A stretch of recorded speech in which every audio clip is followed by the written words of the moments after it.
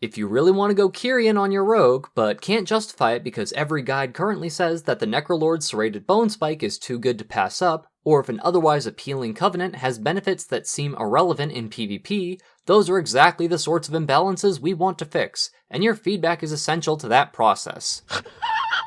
Oh, Ian, I didn't know you had a part-time job as a comedian, cause that one is a knee slapper, considering there's 5 weeks left before the expansion launches. Okay, fine, let's get this started. Yep, we're making a Kyrian Rogue today. Oh boy.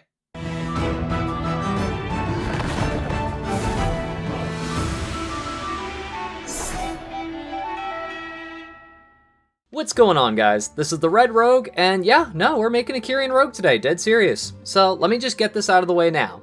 This video isn't going to be just me bashing on Kyrians just to bash on Kyrians. What I'd like it to do is point out a number of reasons I feel are behind the lack of viability of the Kyrian Covenant as a rogue, and what can potentially be done while there is still time to turn this ship around.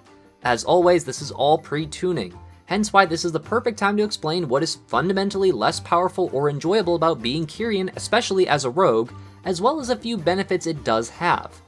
If any hamster brain moments occur, I'll jot down my additional thoughts in a comment below that'll be pinned to the video, which, by the way, if you end up liking, you should maybe totally subscribe to the channel for future Shiba shenanigans. I do new uploads every weekday about a variety of WoW content. Anyways, shameless plug over, let's begin. So, Covenants. If you've watched virtually anything rogue-oriented about Shadowlands, or read what Ion Hazzikostas specifically mentioned, no doubt you've all heard about the serrated bone spike ability being such a potent move, and that is tied specifically to being a member of the Necrolords. Occasionally you might hear people mention the Nightface Sepsis ability, or even less likely, the Slaughter ability of the Venthyr. But wait, there are 4 Covenants in the Shadowlands, aren't there? Of course, how could we forget about those big blue boys of Bastion, the Kyrian? Well, it's a bit more complicated than just saying TLDR, Echoing Reprimand is bad, rip Kyrian, though that certainly doesn't help the big blue boy cause. We'll start with the class-specific move, just because it's probably the most hotly discussed topic of anything related to a Kyrian rogue, because as Ian mentions it, he wants people to identify as a Kyrian, or as a Venthyr, or as a whatever. So let's get into Echoing Reprimand. Echoing Reprimand is the class-specific move for rogues as a member of the Kyrian Covenant. It is a combo point generating move on a 45-second cooldown. It costs 30 energy and generates 3 combo points, while dealing a modest amount of damage, roughly about 33% more damage than a single Sinister Strike hit currently. This move will then anima charge a combo point, meaning that if you spend the exact same number of combo points as the anima charged combo point, then your damaging finisher will deal the equivalent of a 7 combo point finisher. On paper, that might sound like some nifty high damage finisher that you can put out, but there are numerous caveats to this. For one, the anima charged combo point is a random one, and from the testing I've done, it always seems to be either 2, 3, or 4, meaning this higher damage finisher is something you will often hunt for, as specs like Outlaw and Assassination have very erratic combo point generation, due to things like Sinister Strike procs, the Broadside Roll the Bones buff, and the Triple Threat Conduit for Outlaw, or for Assassination, the Seal Fate passive. Subtlety has by far the most consistent combo point generating of the 3 specs, however the other 2 can oftentimes run into situations where you simply can't hit the correct number of combo points without intentionally weaving in inefficient combo point generators, such as a pistol shot proc outside of an opportunity window, or Poisoned Knife as Assassination. Try to think of the last time you used Poison Knife, you probably can't. This brings me to my next point about Echoing Reprimand, the lengthy cooldown with very little payoff. 45 seconds isn't a very long time at all in the grand scheme of things. However, 45 seconds for a mere 3 combo points isn't very impressive, and there is no way of reducing the cooldown of it, even with the Restless Blades passive or True Bearing Roll the Bones buff as Outlaw, which their entire point is to reduce the cooldown of things.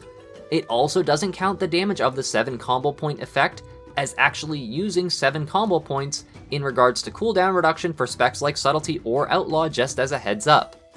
Between the actual damage of the Echoing Reprimand hit and the combo point benefit of the 7 combo point finisher, Echoing Reprimand basically makes up about a 1% damage increase over not using the ability at all. Which is, yeah, that's not good. As a currently overtuned example, Serrated Bone Spikes has 3 charges with a 30-second recharge rate. On top of that, if a target dies with the debuff on it, that charge is restored to you. Bone Spike is very well known as being amazingly/overly powerful, like making up to 20% or more of your damage, so I'll also use the other two Covenants as examples too.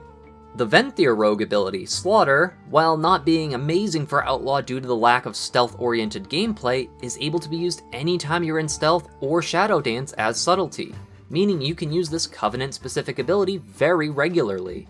Even Assassination, with the newly revised Blindside talent, allows for usage of Slaughter pretty darn often, and even more often when the target is below 35% health. And due to the Subterfuge talent, that also gives you a couple more extra hits of Slaughter. Outlaw, unfortunately, can really only use this mid-combat via Vanish one time. The Night Fae Rogue ability, Sepsis, is on the longest duration of the 4 Covenant abilities at 1.5 minutes. This move, while not a super hard hitter, gives rogues access to a very powerful ability, Vanish. If the target doesn't die before the debuff falls off from Sepsis, then you will vanish, meaning this becomes again a potent option for Subtlety and Assassination due to their stealth-oriented gameplay. Even for Outlaw, this can become very potent if you're taking advantage of the Mark of the Master Assassin legendary, as this Covenant ability gives a lot more re-stealth opportunities while in combat, with the only big downside to the usage of Sepsis being in solo content, where it can cause mobs to reset, which can be pretty frustrating.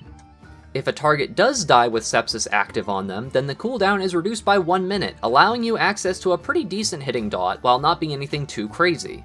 An argument I've heard brought up previously to why some Covenant abilities seem weaker than others is due to the Covenant-specific conduit that benefits your move. For instance, the conduit that buffs Serrated Bone Spike, Sudden Fractures, is pretty unimpressive sounding, as it simply gives a small percentage chance for the Bone Spike bleed damage to hit a second time, whereas the Slaughter Scars conduit greatly improves the damage and crit chance of Slaughter, and this effect is doubled if you have Slaughter Poison active. This results in a move that could become eventually a very, very potent generator for Subtlety or Assassination, especially if the rank system of conduits that was data mined previously is actually used in-game. Unfortunately, we still haven't seen any of these ranks on beta yet, so I'm not entirely certain if that's going to be used on launch or maybe later in the expansion, or maybe even not at all. The Echoing Reprimand conduit, Reverberation, however, sounds pretty good, because it's a 50% base damage increase to the move Echoing Reprimand.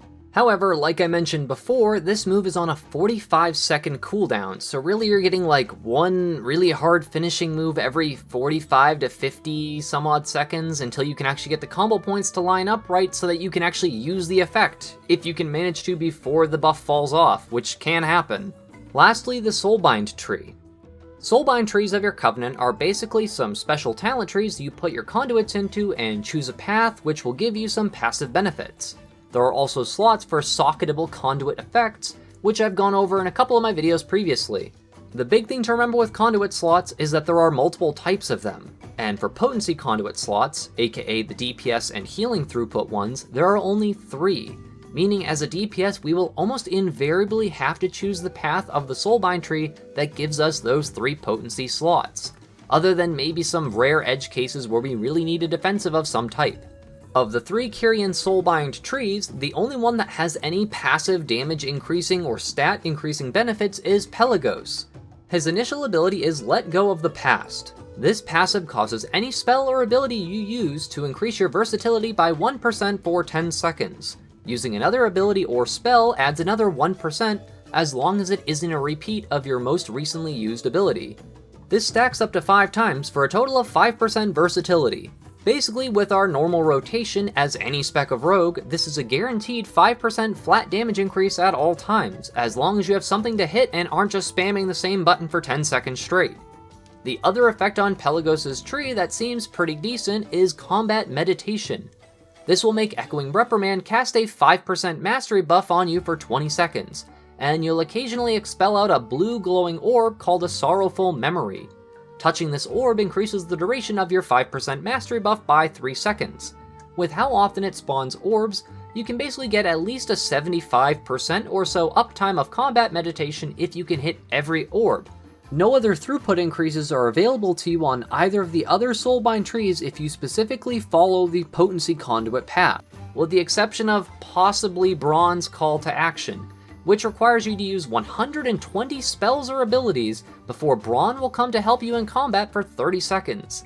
Admittedly, this is the one I haven't been able to test yet, as the Kyrian Covenant campaign has multiple kinda buggy situations and quests that aren't marked in it, which is part of what delayed this video.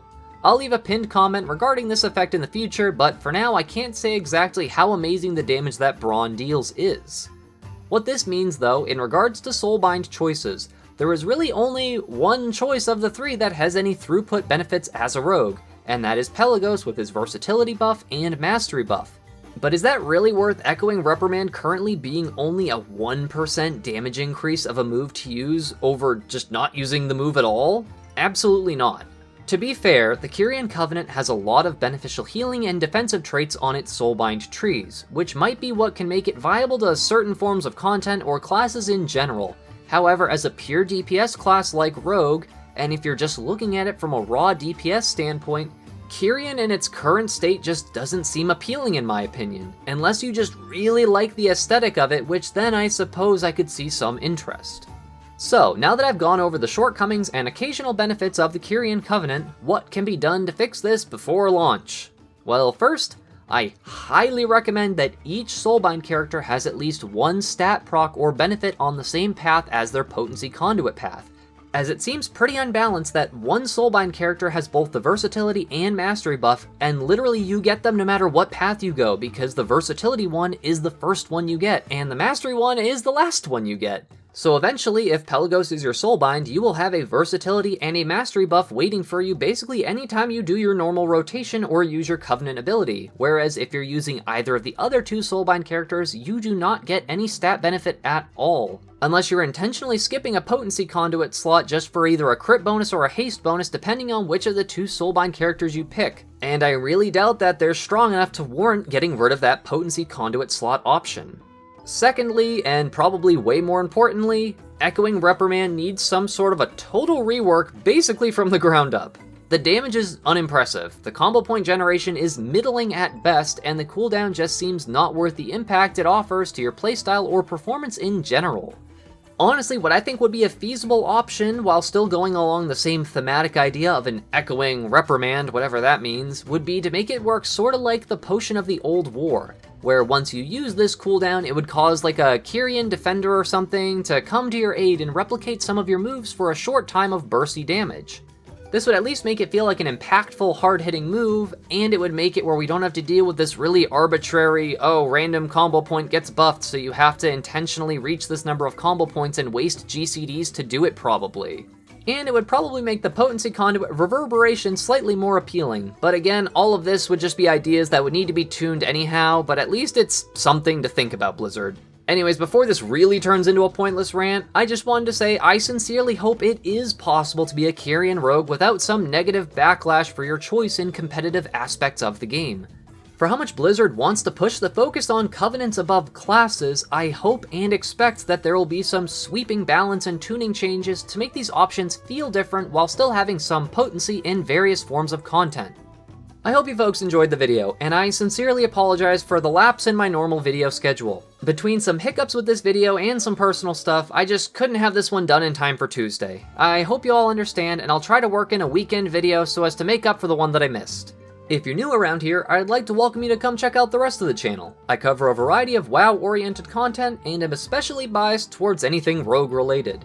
As always, I'd like to thank all of my regular viewers, subscribers, and especially my patrons for helping make these Shiba shenanigans possible.